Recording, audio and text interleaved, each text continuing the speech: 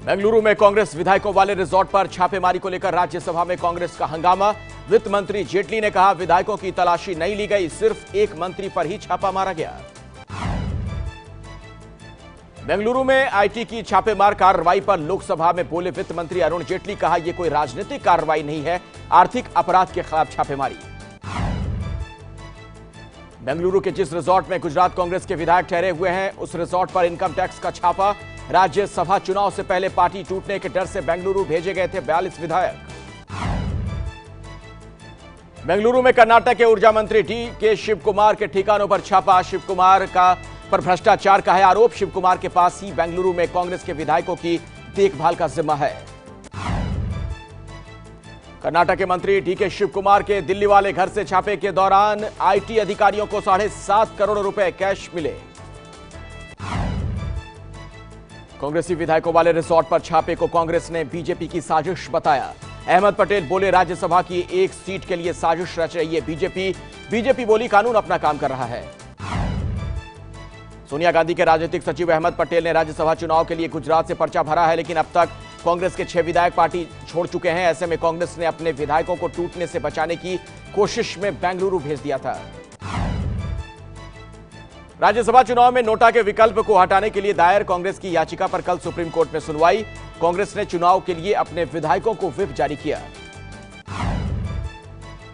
BJP के साथ मिलकर सरकार बनाने के बाद पहली बार सीएम नीतीश कुमार पटना में मंत्रियों के साथ बैठक कर रहे हैं।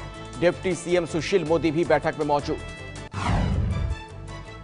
नीतीश सरकार में 75% से ज्यादा मंत्रियों पर आपराधिक मामले हैं। भ्रष्टाचार और अपराध पर नजर रखने वाली संस्था एडीआर का ताजा खुलासा।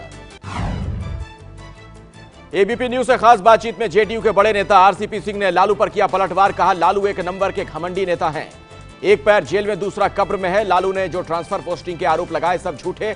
कल लालू ने आरसीपी पर आरोप लगाए थे।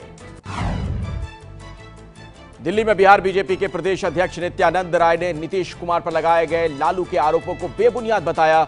कहा, बिहार में अब गुड गवर्नेंस है।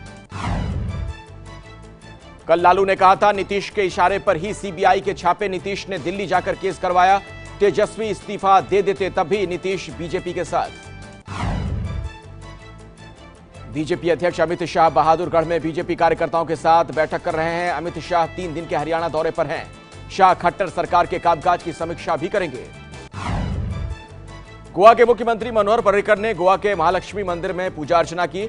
पणजी विधानसभा के उपचुनाव के लिए नामांकन भरने से पहले मंदिर में मत्था टेका। सुप्रीम कोर्ट ने ओडिशा में क्लियरेंस के बिना काम कर रही खनन कंपनियों पर 100% जुर्माने लगाने का निर्देश दिया है। अवैध खनन की फिलहाल सीबीआई जांच का आदेश नहीं।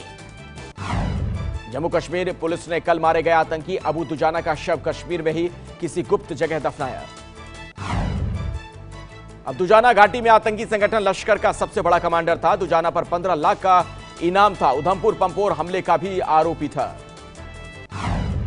आतंकी अबू दुजाना की मौत के बाद श्रीनगर के 5 थानों और पुलवामा में कर्फ्यू। अबू दुजाना के मारे जाने से घाटी में हालात तनावपूर्ण। टेरर फंडिंग के मामले में अलगाववादी नेता सैयद अली शाह गिलानी के छोटे बेटे नसीम गिलानी को आज दिल्ली में एनआईए के सामने पेश होना था, लेकिन वो श्रीनगर से दिल्ली नहीं आया। गिलानी का बड़ा बेटा नईम गिलानी को सोमवार को पेश होना था, लेकिन बीमारी का हवाला देकर 30 जुलाई को अस्पताल में भर्ती हो गया था। पाकिस्तान की तहरीक इंसाफ पार्टी के नेता और पूर्व क्रिकेटर इमरान खान पर उनकी पार्टी की महिला नेता आयशा गुलालई ने लगाए अश्लील मैसेज भेजने के आरोप। इमरान की पार्टी ने कहा, नवाज शरीफ से पैसे लेकर झूठ बोल रही हैं आयशा। आतंकियों के साथ फिर खड़ा हुआ पाकिस्तान। भारत में पाकिस्तान के उच्चायुक्त बासित बोले, ना सलाउद्दीन आतंकी और ना ही मुंबई हमले के गुनहगार हाफिज के खिलाफ कोई सबूत। गुजरात के बनासकांठा में अब भी कई इलाके बाढ़ के पानी में डूबे हुए हैं। टडाव गांव में डूबे हैं कई घर। बनासकांठा जिले में 61 लोगों की मौत हो चुकी है। पश्चिम बंगाल में बाढ़ का कहर जारी, 7 और लोगों की मौत की खबर। अब तक 46 लोगों की मौत। 14 जिले के करीब 27 लाख लोग बाढ़ से प्रभावित।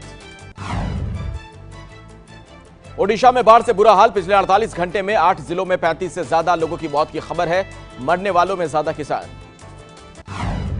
गौरक्षा के नाम पर फिर गुंडागर्दी। मध्य प्रदेश के बैतूल में गो तस्करी के आरोप में 3 युवकों की पुलिस के सामने पिटाई।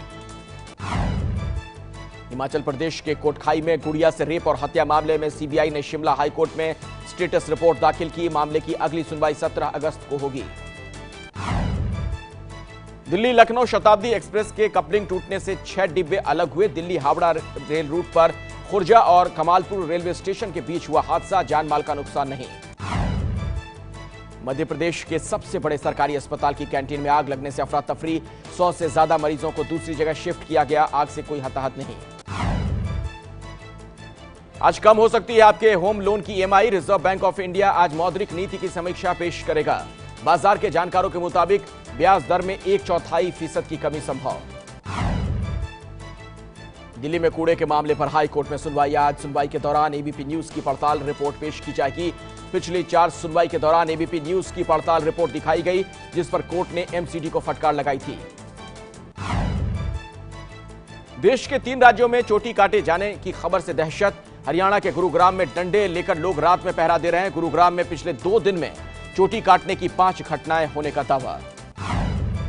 गुरुग्राम में महिलाएं डर के मारे रात को सिर पर कपड़ा बांधकर सो रही हैं। पुलिस ने लोगों से न डरने और अफवाहों पर ध्यान न देने की अपील की है।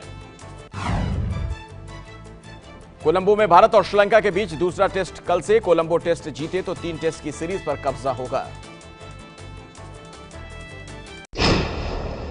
ये है एबीपी न्यूज, आपको रखे आगे।